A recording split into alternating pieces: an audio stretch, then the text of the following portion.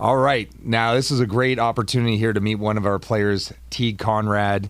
Every single player that we have in the Tough Mother Chucker, they're teaching you. You're going to learn a new story, and they've been where you're at. If you're a player out there that, you really, and Teague's been super healthy, and he's worked really hard for an opportunity. He's coming to us from an independent league level of play, so he's already a pro. One of the things that I want to talk about is his durability, and this is something that is really, really important in the game of baseball. We're pitching our athletes less and less, and we need those arms that can go deep into games. So I want to welcome Teague Conrad to this. Teague, talk to us a little bit about your playing history and some of the things that you've done that are unique.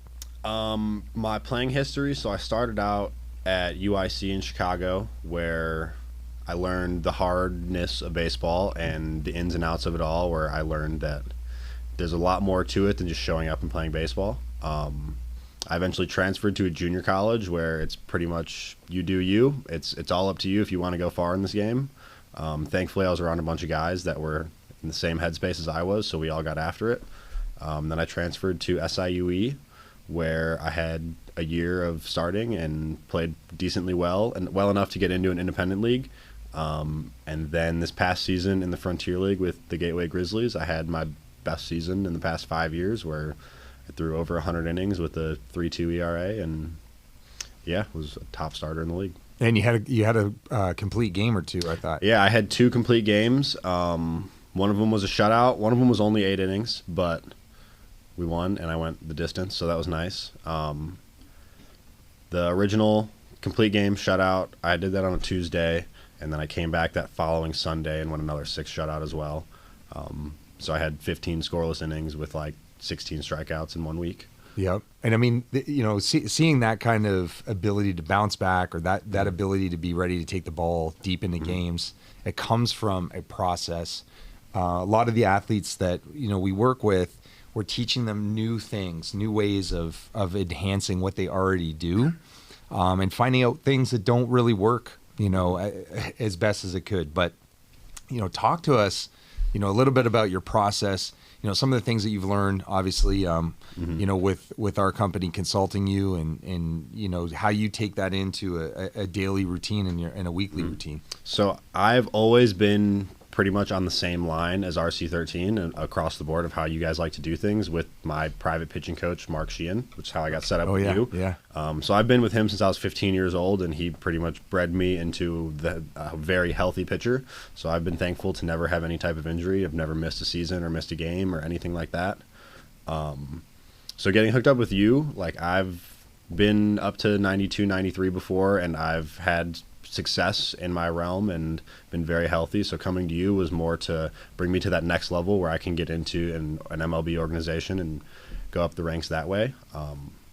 My process has always been geared more towards arm health rather than velocity or strength or stuff. Thankfully, I throw in a different way to where I get some movement on the ball, which helps me play, where I can not throw 100 and it's okay. But I've been healthy. I've been consistent. And the workouts that you set up for me are very tailored towards me, and they're very meticulous in what we're trying to do with them, getting into specific positions and using specific muscles in the right way. And that's really been the biggest thing for me, was more moving faster and getting into the correct positions. It's not necessarily strength or changing how I'm doing anything. That's been kind of my process of changing. Yeah, the reactability of being able to handle different stresses, and it's not easy. Again, a lot of these athletes, they're coming out to us in Arizona, and it's a big commitment. I got to meet you, your mom, and being out here to commit to training year round and getting to see batters early, and being able to get onto a process and getting on people's radars. I mean, one of the things that I think is, I always enjoy, when I'm working with you, is your attention to detail. I'm curious in terms of how did that start? I know you talked about Mark Sheehan, but your process of, how you take into each day, and not forget it. We're adding so much to it. How do you take yourself through that process? So that's going to stem all the way back to freshman year of high school. The original club team I played with in high school was called the Illinois Indians. And I had a great coach named Mike Pugliese. But he pretty much ingrained into all of us that it's a process. You got to trust the process. You don't just show up and you're good. You got to work. You got to go to it. And being 14, I learned how to field a ground ball step by step, meticulously every single time. You have to do it perfectly every single time. Not even throwing the ball, not even off of a live bat, like literally just rolling it to us and teaching you how to do it correctly. And that just started where I learned there's a right way to do things. And if you're going to do something, you work your butt off to do it the right way. So that's just how I've done it. And then college was the same way, where they have a specific way you want to do things, whether you agree with it or not. Like, you have to do it their way. They're your coaches. They're your superiors. You got to live up to it, and learn from it and take what you can and move on. But yeah, it's all been very meticulous from the start of when I started taking baseball seriously. Yeah, I think the other thing too is. I'm just so fortunate, and everybody in our consulting firm to work with athletes that are so coachable, and then also, bring a lot of their own, their own style. Like, there were a lot of stuff that I watched you do that was really new to me. It's having young athletes, relatively compared to my age, in their 20s, you can't discredit that they haven't learned a process, that's worked for them. For me, I'd like for you to talk a little bit deeper into your process of getting yourself in front of these people, because, these decision makers in sports, sometimes, for whatever reason, they may be focused on what their scouting departments are looking at. They're funneled players that, may not have to drum up a lot of their own noise. Talk to us a little bit about, your process, because, you're looking into tryouts and you're going to places to compete, you're reaching out to people. What I'm learning, so my goal in coming out here was to throw harder, stay healthy, and get in front of MLB organizations. I've done all of that. What I've learned is that unless you're a guy that is going to blow up a radar gun, you're not getting signed that day. It is going to be a process of, hey, we like this guy. We're going to write his name down. We're going to see him in 2 weeks again, see how we like it again. Okay, we like him again. Let's see how he does this season. We saw that he had a good season last year, but let's see if he can do it again. Going out and doing that. I've gotten to throw with some ex-MLB arms this offseason, which was super cool to see that they have their own process. They do a lot of weird things that I've never seen before, but it worked for them. And the goal is just get out in front of these people and make a decent impression. And the next time you get in front of them, hopefully be better than you were the last time. The one thing too that I want to mention to everybody who's watching the courses is the importance of confidence. I'm going to tell you a little story about Teague. You probably won't get into it, but one of the first jobs when he arrived, and this was amazing.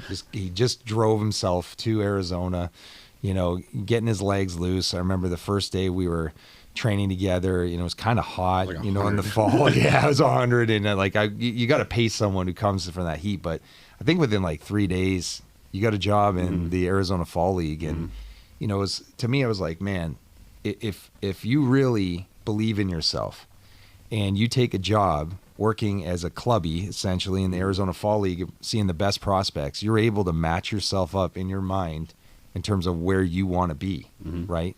So talk about that, because the one thing I asked him, where do you see yourself? And you said, I can play here. Yeah, so my family friend or whatever it is, he is one of the head chefs for the Giants organization, and he needed somebody to help him out with food for the Arizona Fall League. So I was in the locker room with them. I would bring their food out to them, got to chop it up with them, talk story, got to meet all the managers and stuff. But during games, I'd be there pregame for pregame meals, and then I would have to stay after for postgame meals. So during the game, I would just go out there and I would watch. And very few of the people I saw in those games were extremely impressive. None of the arms there were a couple dudes that were throwing Ched that was unbelievable, but for the most part, all their starters were 89 to 92, and most of their hitters were either small, fast guys that are looking for contact or giants that are looking to mash baseballs. And nobody I saw besides probably 3 guys on the team I was with that were like good, like very good. Like these guys are unreal. Yep. Everybody else I felt like I could play with, I could pitch with, I could pitch against, I could beat out for a spot, whatever it may be. I feel like I could have been on that team and been one of their better arms. See, that's important when I talk to you guys about the all the key elements of being a good player and becoming a great player. On that right side where I talked about, the relational centrality, we talked about focus, we talked about attention, we talked about motivation. The one thing that's a piece of that is confidence. It's very hard to see yourself as being successful, unless you really truly believe in your ability. And when I had talked to you about that, I knew how convicted you are to know your ability and to actually be there and see it. A lot of people, they don't do something like you do, is to, go and serve pro players where you're in there and you're able to really measure up. So, for me, it's exciting. I really want, the athletes who are listening to this, you got to work on your confidence level. And Teague's realistic with how he takes his process and approach, and he's around the best players he can possibly be around and in an environment to be seen. And it's just unbelievable working with you, man. I'm really appreciative of everybody who's in your corner. Julia Long, you got some great ones. Matt McGill, we got some, for the mindset and for, your sports nutrition. You're just taking it all the way, buddy. So the goal is to just take it all and see what I can use in the future. I'm really excited to use the device in season, see how I bounce back actually, rather than just what I feel. Get some data on it and then use it to progress better throughout the season. Yep. Durability is the key, knowing where your arm's at, right? Never missing a beat. And, it's somebody like Teague you're not going to miss on as far as having a durable arm. Thank you, buddy. Yeah, of course. Thank you.